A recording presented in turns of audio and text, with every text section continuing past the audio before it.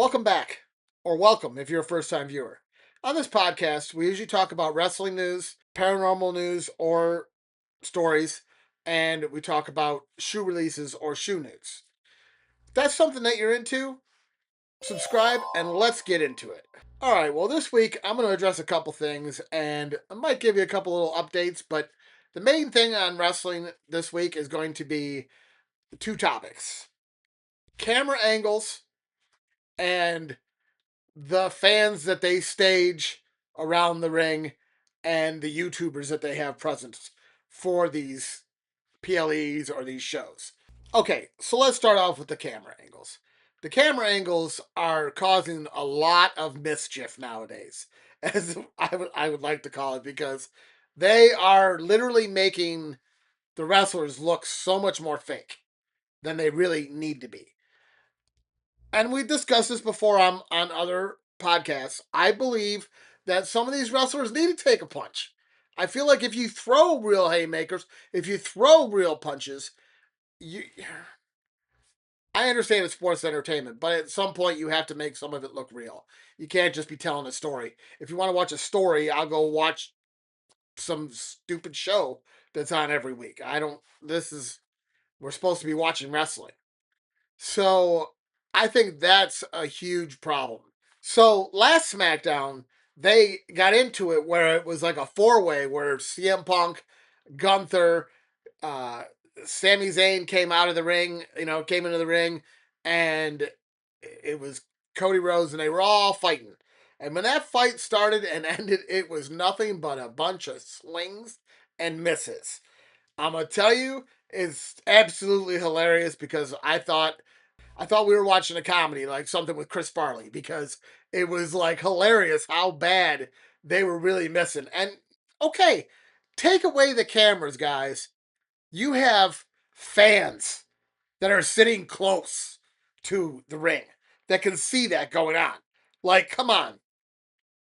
You got to make it better for them, not just the TV. And if you make it better for the crowd, then automatically it's going to be better for the TV because the crowd will be convinced. And the crowd is also watching at home. So that needs to change. That's embarrassing. I would be more embarrassed about that than anything. These wardrobe malfunctions, who cares? That happens when you wear clothes that are 10 times too small for you. I mean, hello, the button's gonna pop off somehow.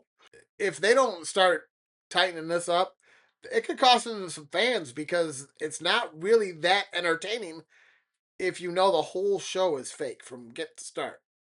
I mean, we already know it's scripted, but like they are told to do their own things out in the ring to a certain extent.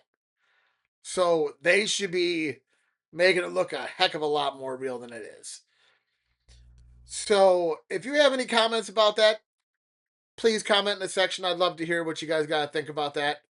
We'll move on to the next wrestling topic, which is these fans and YouTubers that they allow backstage. And you know, I understand. I'm running a podcast and I'm on YouTube, but at the same time, I would never bring my profession into wrestling. Hopefully, getting some kind of clout because that's what these guys want to do. That's how Logan Paul got into the business. He just wanted clout. He wanted to be more famous than he was.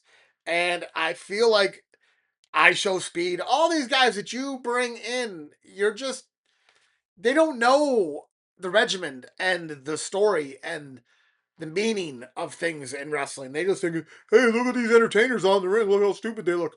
I'll be in the crowd. And they think they'll get more popular. But in reality, just this past Saturday night's main event, we had some issues with the crowd members pulling one of the new tag team champions, like pushing them real hard. I feel like if you are staging these people, I don't know, maybe WWE, maybe you should start doing some background checks. Just saying. It sounds pretty shady that these people that are attacking people and, verbally assaulting people and whatever they're doing on the side of the ring that we've seen so far, you brought them in there. Okay. A normal fan that you did not bring in there would respect the fact that they're that close and they wouldn't act like that. These people that you're putting in this position don't respect that position because you're giving it to them and it makes it look super cool. And here we go again with the clout. It makes them look cool. I'm on TV. Look at me. I'm on YouTube. Neon was there, and we all know that he was sitting ringside for Saturday Night's Main Event. And somewhere in the process, he was backstage and he videotaped Penta without his mask. And Penta was like, no, no, no, don't do, no, no. And he didn't get it. He was totally surprised because he didn't understand that the lucha secret that you're not supposed to videotape them without their mask. So now it's all over the internet. So there goes another freaking face ruined again. Now we know who he is. So I just feel like all these people that you have in the back, dude, you have tons of wrestlers. Are you hurting for wrestlers that bad that you got to bring in, you know, people from YouTube and country singers and all this just to make your product look good? I'm sorry. If you watch AEW, the amount of famous people they have on there is like nil. Okay? It is about wrestling and it has wrestling stories. I know it's hard to get re-involved in another wrestling corporation, but like it is actually I'm entertained. I like it. I don't like the fact that you gotta pay for their pay-per-views, but they're called pay-per-views and I understand. And there's no commercials.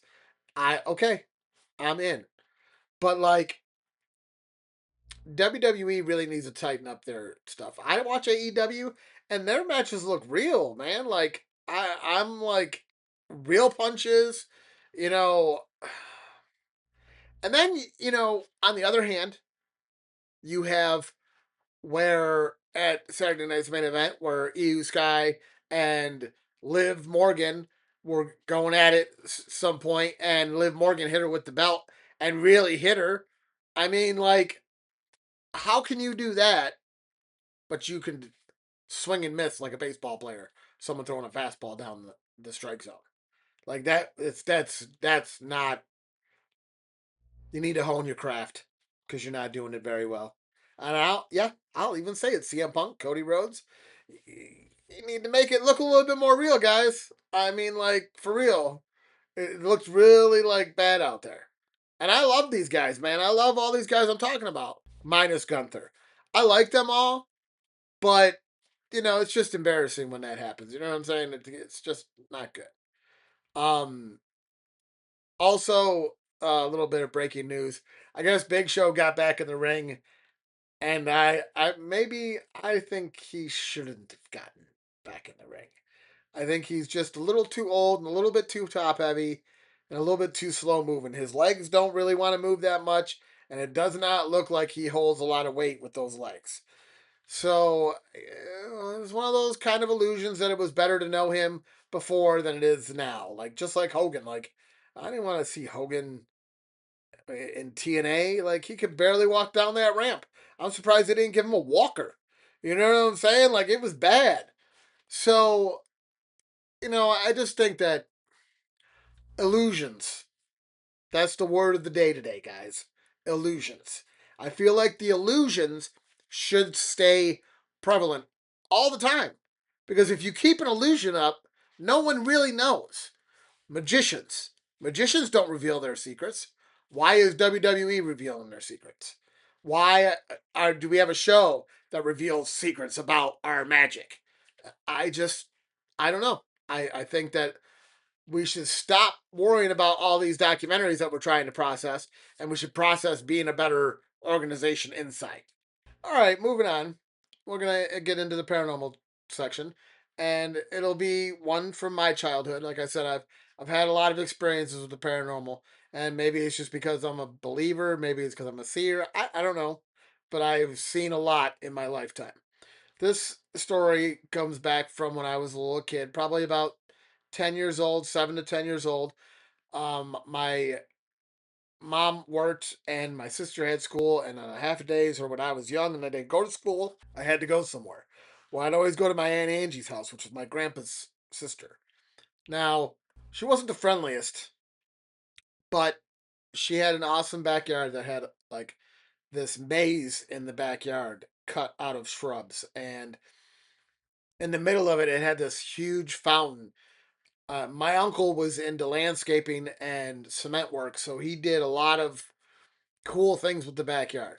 So it was just it was a big backyard for the city that it was in. It was a big backyard. I'd say like a half an acre at least. It was huge.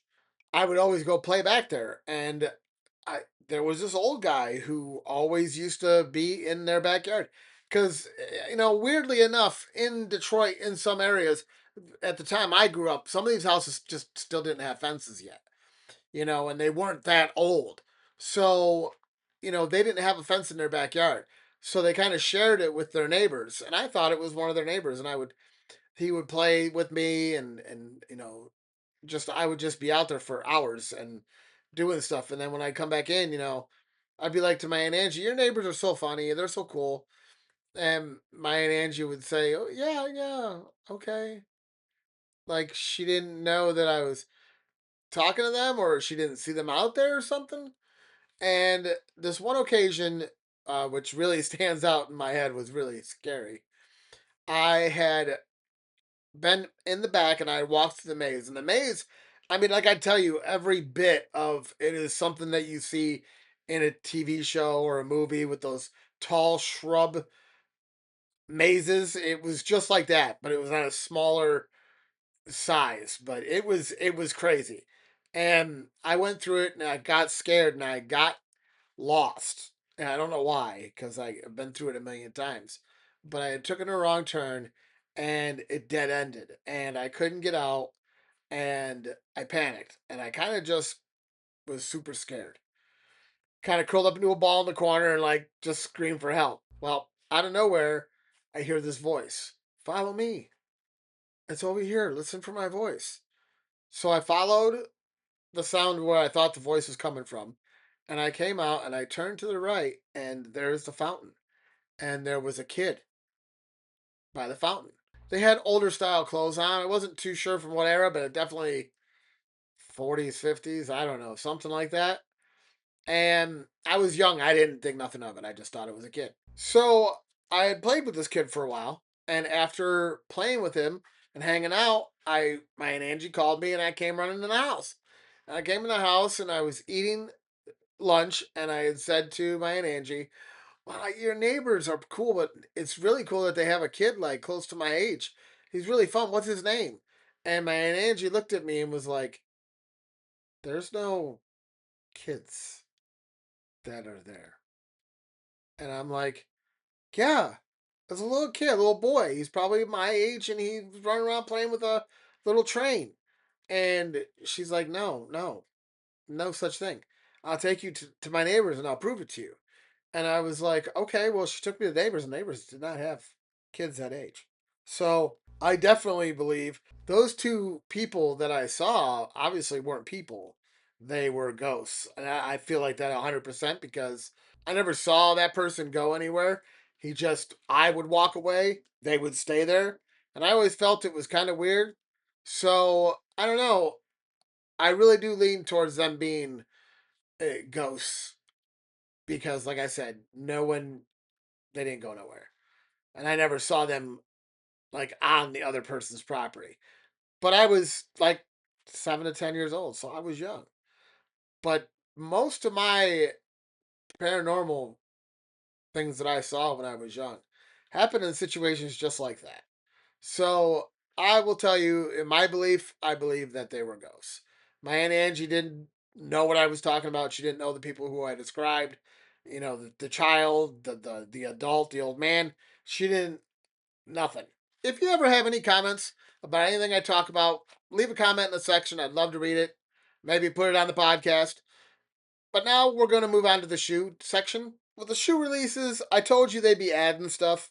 Um, we have on available July 21st, we have the University Red Candy Apple KD19s, which are a weird looking shoe. I would possibly rock them, but it just look like a tight shoe, tight fit shoe. But that is releasing on July 21st. July 22nd, we have the Air Max 90s Victor Solomon. They're all black, and those are really pricey. Those are $250 for an Air Max, and I don't know if I would invest anything close to that in an Air Max. They're not super comfortable. They're super narrow. I've had a pair and they hurt my toes. So it's just $250. That's a hard pill to swallow. But that'll be out July 22nd. Then you have the ex Victor Solomon Air Force Ones, which those will be also coming out and they'll be the same price, $250. I don't know why they keep on raising their shoes. Everything I'm going to be talking about today is about that.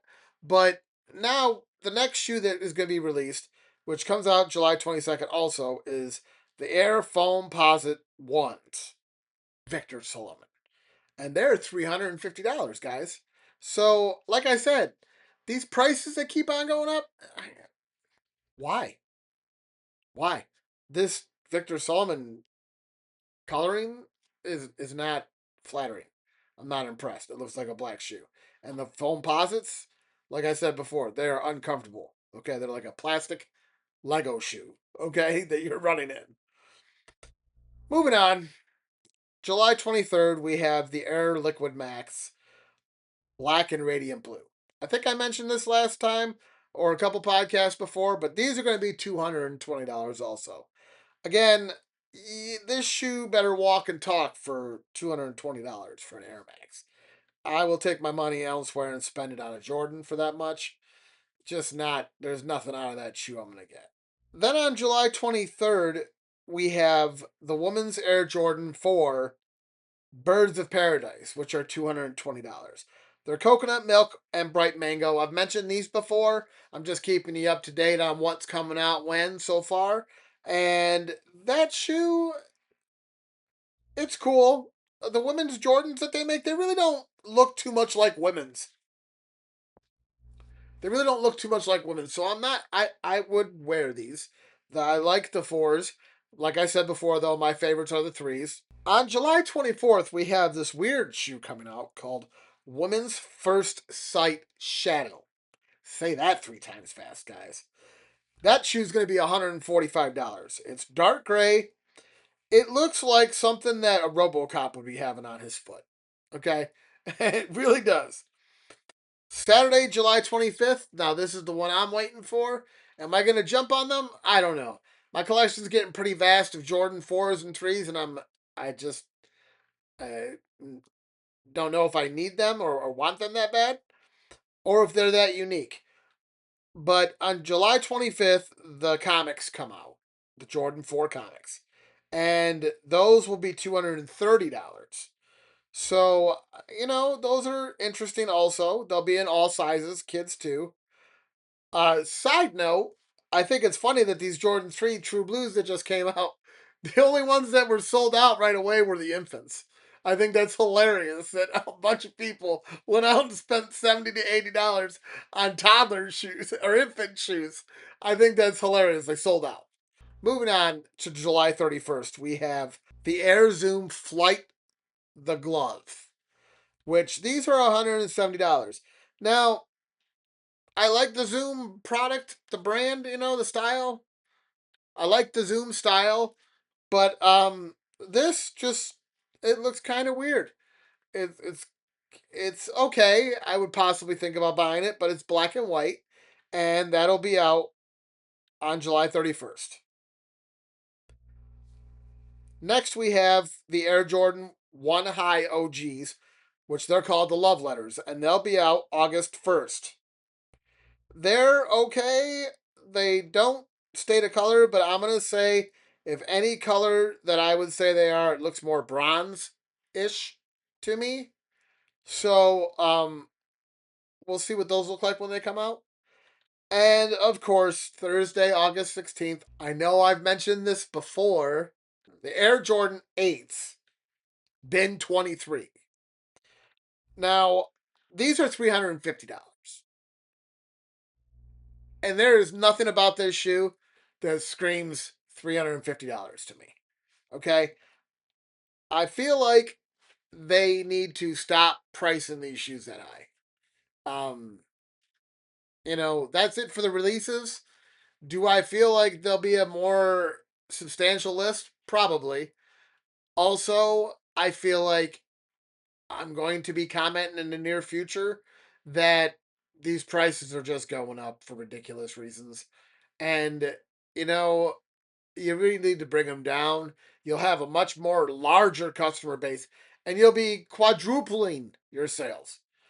But that's my podcast for this week. Thanks for watching. And if you like what you heard, then please like, comment, and share with your friends. Every bit of engagement helps get the word out. If you made it this far into the video, leave a tooth in the comments. And I'll see you all next week.